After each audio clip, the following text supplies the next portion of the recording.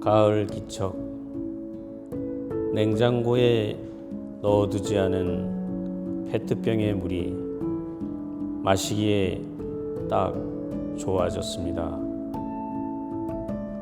어떤 삶은 노상 뜨거워서 한겨울에도 찬물을 마셔야 합니다. 제 엄마보다 머리 하나는 더 커버린 아이가 부엌에서 밥을 볶습니다. 5인분은 될 것 같은데 혼자 먹겠다니 식욕도 하늘만큼 높아졌습니다. 외출하려고 방문을 열었다가 얼른 닫고 스웨터를 꺼내 입었습니다. 군밤 봉지 손에 든 기갓길에는 세탁소에 들러 겨울 외투를 찾아야겠습니다. 오늘은 왠지 귀뚜라미 소리 가득 담긴 편지를 받을 것만 같습니다. 자작나무 숲으로 간 당신에게 느리게 오는 편지를 읽어드리고 싶습니다.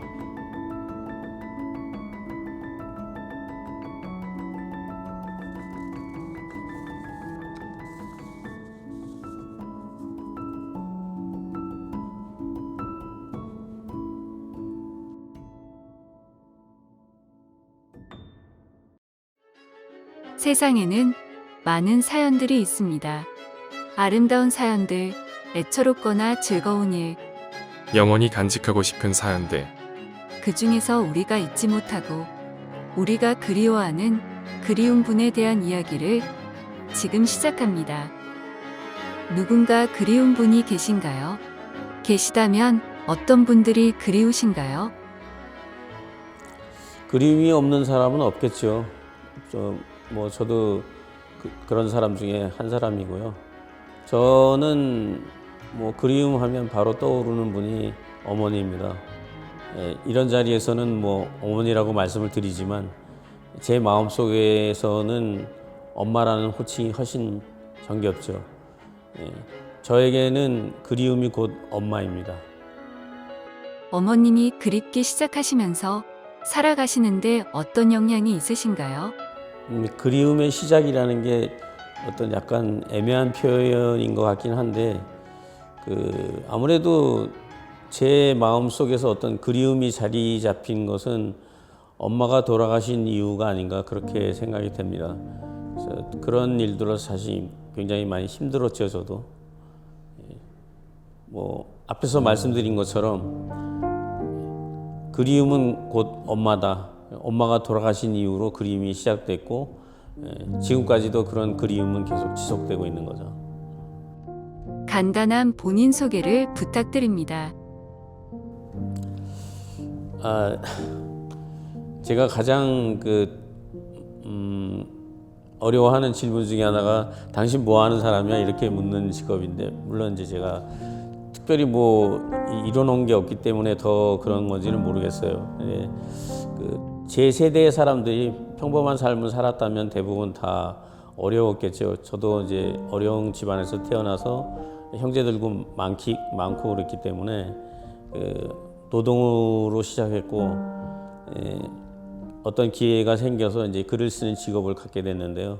신문 잡지에 이제 칼럼을 기고하고 요즘은 시를 쓰고 있습니다. 제 최종 직업을 누군가 묻는다면 아마 직업이 될 수 있는지는 모르겠어요. 저는 시인이 꼭 직업이라는 말을 연관시키고 싶지는 않은데요.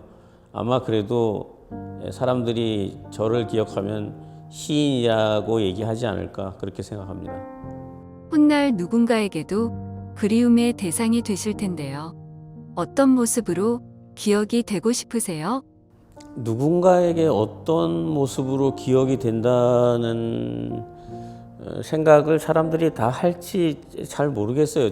저 같은 경우는 그런 걸 특별히 의식한 적은 없는데 조금 말을 바꾼다면은 어려서부터 그런 소망이나 꿈은 있었겠죠. 뭐가 되고 싶다. 그런 것들이 결국 다 남들한테 보여주기 위한 것이니까 대통령이 된다든지 판검사가 된다든지 뭐 점점 성장하면서 세상에 어려운 걸 알기 때문에 꿈이나 소망도 점점 작아지죠. 저 같은 경우는 뭐 선생님이 되고 싶었다가 어느 순간 모든 꿈이 사라졌어요. 좀 슬픈 얘기일지도 모르겠지만 그런데 이제 살아가다 보면 자기하고 가장 적합하게 맞는 일을 찾게 되기 때문에 결국은 제가 이제 시를 쓰고 글을 쓰는 사람이 됐는데 누군가에게 어떤 사람으로 기억되고 싶냐 그런 것들을 하면 최근에 제가 쓴 짧은 시 중에 그 비슷한 답이 될 수 있는 게 있을 것 같아요. 그런 것들이 뭐냐면 살아가면서 큰 욕심은 없었다. 그저 사람답게 사는 일 그게 가장 큰 욕심이었다. 그게 제 최근 느낌입니다. 단지 주변 사람들에게 아, 저 사람 참 사람답게 잘 살다 갔네 이렇게 기억되고 싶었어요. 근데 요즘 들어와서 생각해 보니까 그게 가장 큰 욕심이더라고요. 누군가에게 아, 저 사람 참 사람답게 살다 가네 이렇게 기억되고 싶습니다. 혹시 주변에 누군가가 누군가를 몹시 그리워하는 사람이 있다고 한다면 권해주고 싶은 말씀이 있으세요? 그렇죠. 그리움도 사람을 힘들게 하는 관념 중에 하나죠. 저 같은 경우는 그런 것들을 극복하기 위해서 책을 읽고 글을 쓰고 그 와중에서 이제 그리움을 어떤 즐기는 이걸 뭐 경지라고 얘기하면 좀 뭐 제 얼굴에 금칠하는 것 같아서 좀 이상하긴 합니다만 자연스럽게 그리워하는 상태가 된 것 같아요. 제 마음 상태가. 그래서 그런 시간이 사실 좋습니다. 저는 힘드는 게 아니고 그래서 그 어떤 그리움을 긍정적으로 바꾸는 형태를 만들 수 있는 사람마다 성향이 다 다르기 때문에 저 같은 경우는 책을 읽고 글을 써서 그리움을 이제 저에게 긍정적인 것으로 이렇게 바꾸지만 다른 분들은 또 다른 방법으로 이렇게 바꿀 수 있겠죠. 다만 제가 드리고 싶은 말씀은 힘들어하기보다는 그 그리움 자체로 들어가서 그리움을 좀 즐길 수 있으면 좋겠다. 그러니까 이런 말로 바꿀 수 있겠네요. 그리움도 살아가는 힘이 된다. 그렇게 스스로 긍정적으로 바꾸면 좋겠다. 그게 제가 드리고 싶은 말씀입니다. 우리가 그리워하는 그리운 분들 이야기였습니다.